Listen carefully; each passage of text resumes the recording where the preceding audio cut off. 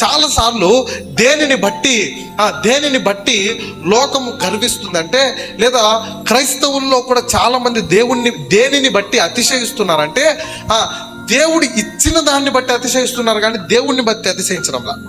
అర్థమవుతుంది నేను చెప్పే మాట? అంటే ఉదాహరణకు మీ తల్లిదండ్రులు మీకు ఒక ఫోన్ ఇచ్చినారు అనుకోండి, ఫోన్ను బట్టి అతిశయించకూడదు, మీ తల్లిదండ్రులను బట్టి అతిశయించాలా.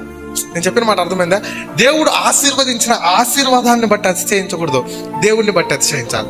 అయితే ఈ మిస్టేక్ ఎక్కడ జరిగిపోతా ఉందంటే, ఇచ్చిన వస్తువుని బట్టి అతిశయిస్తున్నాం, ఇచ్చిన వాడిని మర్చిపోతున్నాం. ఇది ఏమవుతుందంటే ఒక రకమైన గర్వమును తీసుకొని వస్తూ ఉంది, నాశనానికి నడిపిస్తూ ఉంది. ఇది దేవుడి నుండి అనేకులను దూరం చేస్తా ఉంది.